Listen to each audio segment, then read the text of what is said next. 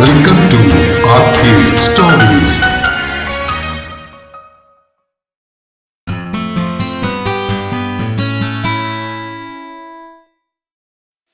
മടിക്കേരിയിലെ നിഗൂഢതകൾ ഭാഗം 19.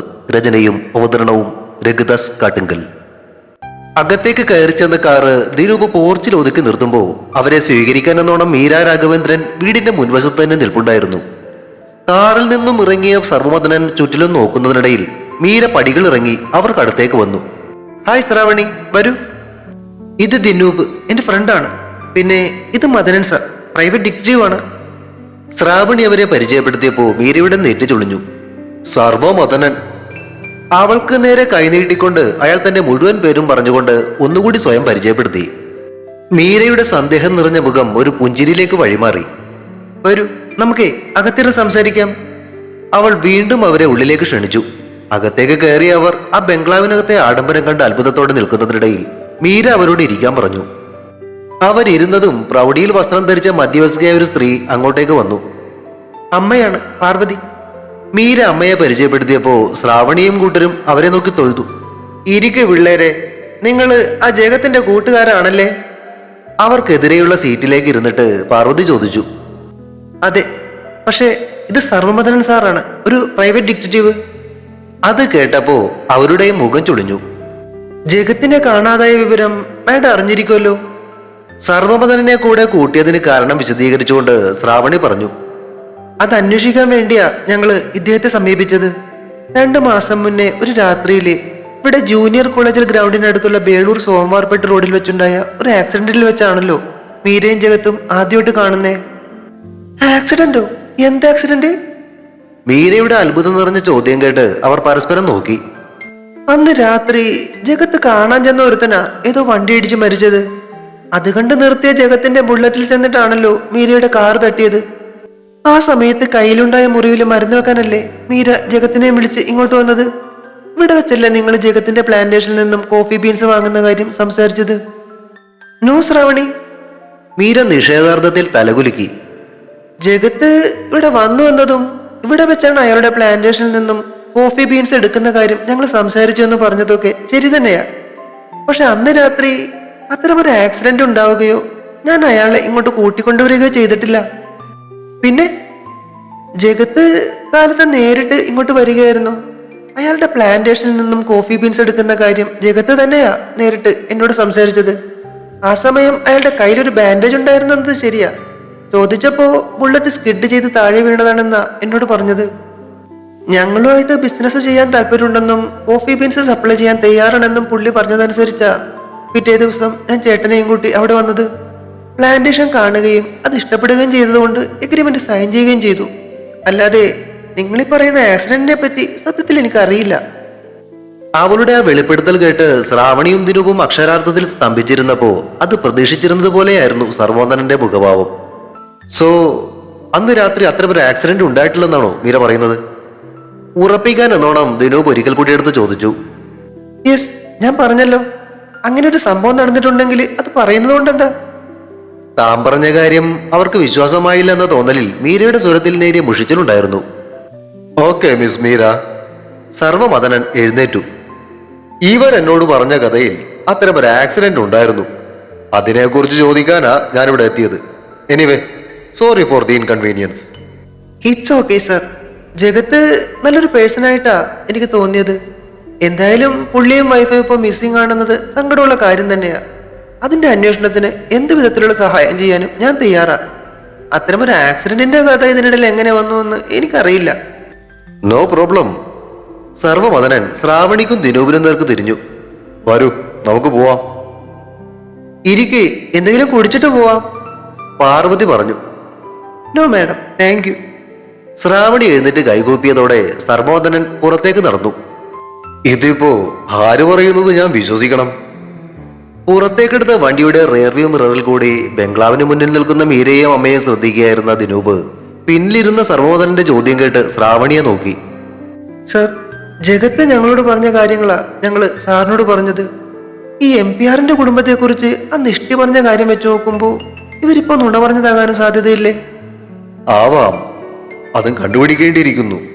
ആ, എന്തായാലും കഥയിലെ ബാക്കി കഥാപാത്രങ്ങളുണ്ടല്ലോ, അവരെയും നമുക്കൊന്ന് പോയി കാണാം. കൊൽക്കത്തയിലേക്കോ?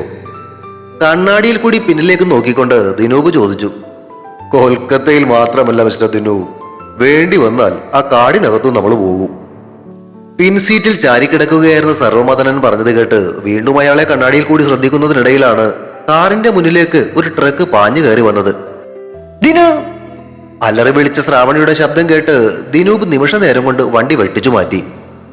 ബ്രേക്കുകൾ ഉരഞ്ഞ് റോഡിലൂടെ തെന്നിയ വണ്ടി വശത്തുള്ള മൺകൂനയിലേക്ക് കയറി നിന്നപ്പോ ആ ട്രക്ക് അതിവേഗം അവരെ കടന്ന് വളവ് തിരിഞ്ഞു മറഞ്ഞു.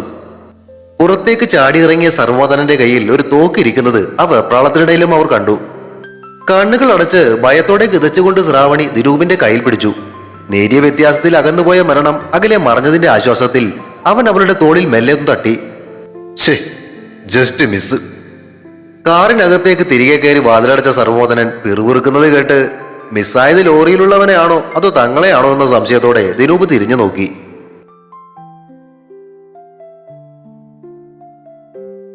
കൊൽക്കത്തയിൽ പോകുന്ന കാര്യം പറഞ്ഞിരുന്നെങ്കിലും പിന്നീട് അതേപ്പറ്റി സർവ്വമദനൻ ഒന്നും പറയാതിരുന്നത് കൊണ്ട് അയാളെ അന്വേഷിച്ച് അയാളുടെ വീട്ടിലെത്തിയതായിരുന്നു ശ്രാവണിയും ദിനൂപും. അടഞ്ഞു കിടന്നിരുന്ന വാതിലിന് മുന്നിൽ അവർ നിരാശരായി നിന്നു. ശ്രാവണി സംശയം നിറഞ്ഞ കണ്ണുകളോടെ ദിനൂപിനെ നോക്കി. ഇനി അങ്ങനെ നമ്മളോട് പറയാതെ ഒറ്റക്ക് പോയി കാണോ? പറയാൻ പറ്റില്ല, ആളൊരു വട്ടനാ. ദിനൂപ് ശ്രാവണിയുടെ സംശയം ശരിവെച്ചു. ജഗ്ഗു എന്തിനല്ലേ ഇങ്ങനെ തന്നെ വന്നു കാണണമെന്ന് പറഞ്ഞ്? ഈ നാട്ടില് വേറെ ഡിറ്റക്റ്റീവ്സ് ഒന്നുമില്ലേ? അവൾ ഈർഷയോടെ തല കുടഞ്ഞു. ഫോൺ വിളിച്ചിട്ടാണ്, എടുക്കുന്നില്ല. ഇങ്ങനെ ഒരു സാധനം. ഇനിയിപ്പോ ഇവിടെ നിന്നിട്ട് കാര്യമുണ്ടെന്ന് എനിക്ക് തോന്നുന്നില്ല. ഇനി ഇയാളെ കണ്ടുപിടിക്കാൻ വേറെ ഡിറ്റക്റ്റീവ്സിനെ ഏൽപ്പിക്കേണ്ടി വരുമോ ദിനു? അവളുടെ സംശയം കേട്ട് അവന് ചിരി വന്നു. നീ വാ, നമുക്ക് പോവാം. വൈകിട്ട് എന്തായാലും ഒന്നുകൂടി ഒന്ന് വന്നു നോക്കാം. മൂളിക്കൊണ്ട് പടികൾ ഇറങ്ങുമ്പോഴാണ് യൂണിഫോം പോലെ തോന്നിക്കുന്ന ഒരു നീല പാന്റും ഷർട്ടും ഇട്ട് നീണ്ട താടിയും അല്പം നീണ്ട മുടിയുമുള്ള ഒരാൾ അങ്ങോട്ടേക്ക് കയറി വന്നത്. കണ്ടിട്ട് എന്തിന്റെ ഒരു സർവീസ് ഏജന്റിനെ പോലെ തോന്നിച്ചു. സർവ്വമദനൻ സാറില്ലേ? വന്നയാൾ തന്റെ പരിക്കൻ ശബ്ദത്തിൽ ചോദിച്ചത് കേട്ട് ദിനൂപ് വിലങ്ങനെ തലയാട്ടി. ആളില്ല, എവിടെ പോയിരിക്കാണെന്ന് തോന്നുന്നു. അത് കഷ്ടമല്ലോ. വാഷ്റൂമിലെ പൈപ്പ് നന്നാക്കാനുണ്ടെന്ന് പറഞ്ഞായിരുന്നു. ഞാൻ കോൾ ആൻഡ് സർവീസിൽ നിന്നും വരികയാണേ. എന്തായാലും നിങ്ങൾ വാ, നമുക്ക് വാതിൽ തുറന്ന് അകത്ത് കയറിയിരിക്കാം. അങ്ങേര് വരട്ടെ. ദിനൂപും ശ്രാവണിയും പരസ്പരം നോക്കി മെഴിക്കുന്നതിനിടയിൽ ആ വന്നയാൾ പോക്കറ്റിൽ നിന്നും ഒരു ചാവി എടുത്ത് വാതിൽ തുറക്കാൻ ശ്രമിച്ചു. ഏയ്, നിങ്ങളെന്തോ നീ കാണിക്കുന്നേ? ദിനൂപ് കൈ ഉയർത്തി അയാളെ തടയാൻ ശ്രമിച്ചു. മിന്നൽ വേഗത്തിലായിരുന്നു അയാൾ പ്രവർത്തിച്ചത്. ദിനൂപിന്റെ കൈകൾ പിന്നിലേക്കാക്കി അയാൾ അവനെ ലോക്ക് ചെയ്ത് പിടിച്ചു. നിങ്ങൾ എന്തോന്നേ കാണിക്കുന്നേ? അവനെ വീട് ഇല്ല, ഞാൻ ഒച്ച വെക്കും. ശ്രാവണി പറഞ്ഞപ്പോ അയാൾ അവളെ നോക്കി ചിരിച്ചു. പേടിക്കണ്ട, അകത്തേക്ക് വാ, ഞാൻ തന്നെയാ. അയാളുടെ ശബ്ദം കേട്ടുപരിചയമുള്ള സർവ്വമദനന്റെ ശബ്ദത്തിലേക്ക് മാറിയത് കണ്ട് ശ്രാവണിയും ദിനൂപും വാ പൊളിച്ചു. വായടച്ചിട്ട് കയറി വന്നോളൂ. തുറന്ന വാതിലിലൂടെ അയാൾ അകത്തേക്ക് കയറിയപ്പോ അവർ അയാളെ അനുഗമിച്ചു. അവർക്ക് മുന്നിൽ വെച്ച അയാൾ ആ വെപ്പ് താടിയും തലമുടിയും അല്പം കട്ടിയുള്ള പുരികങ്ങളും വലിച്ചു മാറ്റിയപ്പോ മുന്നിൽ നിൽക്കുന്ന സർവ്വമദനെ കണ്ട് അവരൊന്ന് അത്ഭുതപ്പെട്ടു. ഇങ്ങനെയൊക്കെ വേഷം മാറേണ്ടി വരിക സാധാരണമാ. പോലീസുകാരെ പോലെ ഞങ്ങൾക്ക് നേരിട്ട് ചെന്ന് കാര്യങ്ങൾ ചോദിക്കാൻ പറ്റില്ല പലപ്പോഴും. അപ്പോ ഇതുപോലുള്ള ചില വേഷപ്പകർച്ചകളും കെട്ടി ആടേണ്ടി വരും. നിങ്ങൾ ഇരിക്കും. അയാൾക്ക് മുന്നിലേക്ക് ഇരിക്കുമ്പോഴും അവരുടെ മുഖത്തൊന്നും അത്ഭുതം മാറിയിരുന്നില്ല. ഞാൻ ആ MPRന്റെ വീട്ടിൽ ഒന്നുകൂടി ഒന്ന് പോയതാ, സംശയിക്കത്തക്കതായിട്ട് എന്തെങ്കിലും കിട്ടുമോന്നറിയാൻ.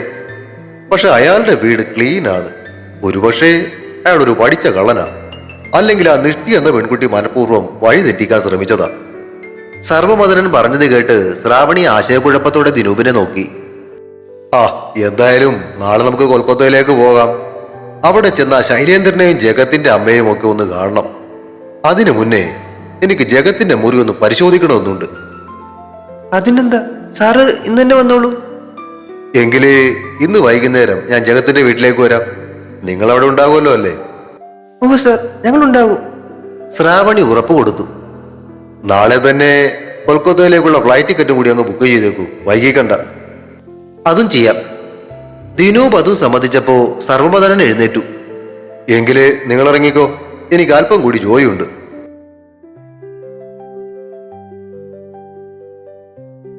പറഞ്ഞിരുന്നത് പോലെ വൈകുന്നേരമായപ്പോ സർവ്വമദനൻ ജഗത്തിന്റെ വീട്ടിലേക്ക് എത്തി.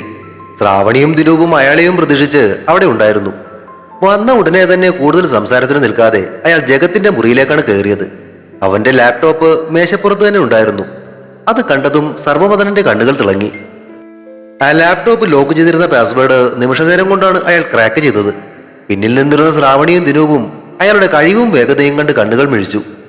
പിന്നിൽ നിന്നും അവരെത്തി നോക്കുന്നതിൽ അസ്വസ്ഥത തോന്നിയിട്ടാണോ എന്തോ അയാൾ പറഞ്ഞു, നിങ്ങളെ അങ്ങോട്ട് മാറിയിരുന്നോളൂ, ഞാനേ ഇതൊക്കെ ഒന്ന് നോക്കട്ടെ. സർവമദനൻ പറഞ്ഞതനുസരിച്ചും കൊണ്ട് ദിനൂപും ശ്രാവണിയും ജഗത്തിന്റെ മുറിയിലുള്ള കസേരകളിലേക്കിരുന്നു. വെറുതെ ഇരുന്നപ്പോ ശ്രാവണി ആ മുറിയിലൊന്ന് കണ്ണോടിച്ചു. ഒരു പോലീസ് ഓഫീസറുടേതായ അടുക്കും ചിട്ടയും പതിവ് പോലെ അവന്റെ മുറിയിലും പ്രകടമായിരുന്നു. അതിൽ നിന്നും അല്പം വ്യത്യസ്തമായി കണ്ടത് ഡ്രസ്സിംഗ് ടേബിളിന് മുകളിലിരുന്ന മിലിയുടെ മേക്കപ്പ് സാധനങ്ങളായിരുന്നു. പലതരത്തിലുള്ള വളകളും കമ്മലുകളും അടക്കി വെച്ചിരിക്കുന്ന ബോക്സുകളും സ്റ്റാൻഡും ഒക്കെ കണ്ടപ്പോ ശ്രാവണിയുടെ കണ്ണുകൾ നിറഞ്ഞു.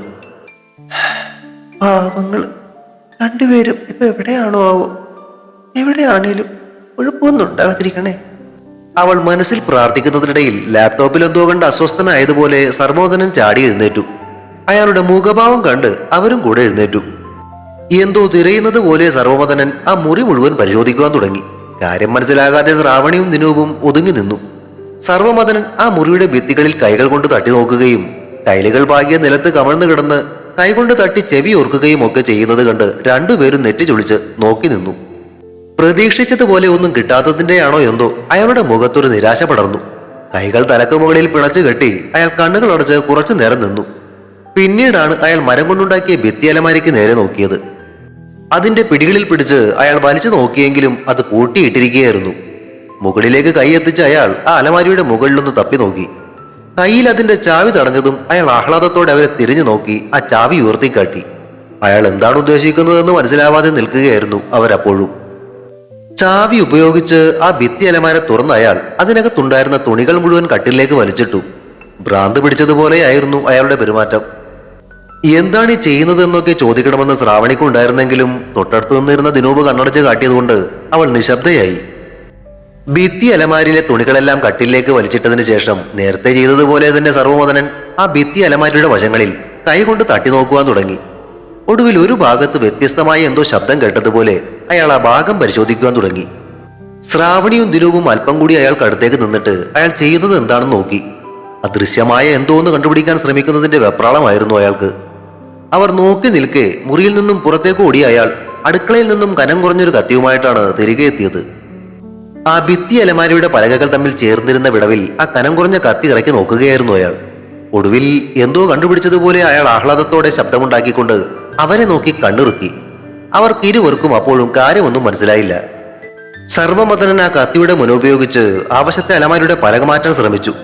അല്പനേരത്തെ പരിശ്രമത്തിനൊടുവിൽ ആ പലക മെല്ലെ ഇളകി വരുന്നത് കണ്ടതും കൈ കൂടി ഉപയോഗിച്ച് അയാൾ ആ ഭാഗം ഇളക്കി മാറ്റി.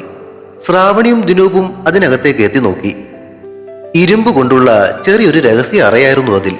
അതിനു മുന്നിലായി ഫോണിന്റെ കീപാഡ് പോലെ അക്ഷരങ്ങൾ നിറഞ്ഞിരിക്കുന്ന ഒരു കീപാഡും സ്ക്രീനും ഉണ്ടായിരുന്നു. സർവമദനൻ ആ കീപാഡ് ഇളക്കി മാറ്റിയിട്ട് തന്റെ ബാഗ് തുറന്ന് അതിൽ നിന്നും ഒരു ഇലക്ട്രോണിക് ഉപകരണം എടുത്ത് അതിലേക്ക് കണക്ട് ചെയ്യുന്നതും അതിന്റെ സ്വിച്ച് ഓൺ ചെയ്യുന്നതും അവർ നോക്കി നിന്നു. ആ ഉപകരണത്തിലെ സ്ക്രീനിൽ ശരവേഗത്തിൽ അക്കങ്ങൾ മാറി വരുന്നത് അവർ കണ്ടു. കുറച്ചു സമയങ്ങൾക്കുള്ളിൽ വ്യത്യസ്തങ്ങളായ 6 അക്കങ്ങൾ ആ സ്ക്രീനിൽ വരുന്നതും ഒരു ക്ലിക്ക് ശബ്ദത്തോടെ ആ രഹസ്യ അറ തുറക്കുന്നതും കണ്ട് അവർ വാ പൊളിച്ചു. വിജയാഹ്ലാദത്തോടെ സർവമദനൻ ആ അറ തുറന്ന് അതിലേക്ക് കൈയിട്ടു. പുറത്തേക്കെടുത്ത അയാളുടെ കയ്യിൽ വിചിത്രങ്ങളായ പടങ്ങളുള്ള കറുത്ത ചട്ടയോടുകൂടിയ ഒരു പുസ്തകമാണ് ഉണ്ടായിരുന്നത്. അത് കണ്ട് അയാളുടെ മുഖം ചൊളിയുന്നത് ശ്രാവണിയും ദിനൂപും ശ്രദ്ധിച്ചു. അവർ അയാളുടെ കൈകളിലേക്ക് എത്തി നോക്കി. റഷ്യൻ വിച്ചസിന്റെ മാതൃരേഖയിൽ നിന്നും ഇറങ്ങി വന്ന നടാഷ ഹെലിവിൻ എന്ന റഷ്യൻ സ്ത്രീയുടെ Russian black magic the beliefs and practices of heretics and blasphemers എന്ന പുസ്തകമായിരുന്നു അത്. തുടരും. മടിക്കേരിയിലെ നിഗൂഢതകൾ അടുത്ത ഭാഗം ഉടൻ പ്രതീക്ഷിക്കുക. സബ്സ്ക്രൈബ് ചെയ്യാത്തവരുണ്ടെങ്കിൽ ദയവായി സബ്സ്ക്രൈബ് ചെയ്ത് സപ്പോർട്ട് ചെയ്യണേ. കഥയ്ക്ക് അഭിപ്രായങ്ങളും ലൈക്കുകളും ഹൈപ്പും ഒക്കെ നൽകുന്നതിനോടൊപ്പം തന്നെ കഥയുടെ ലിങ്ക് കഴിയുന്നവർക്കൊക്കെ ഒന്ന് ഷെയർ ചെയ്ത് കൂടി കൊടുത്തേക്കണേ. Thank you.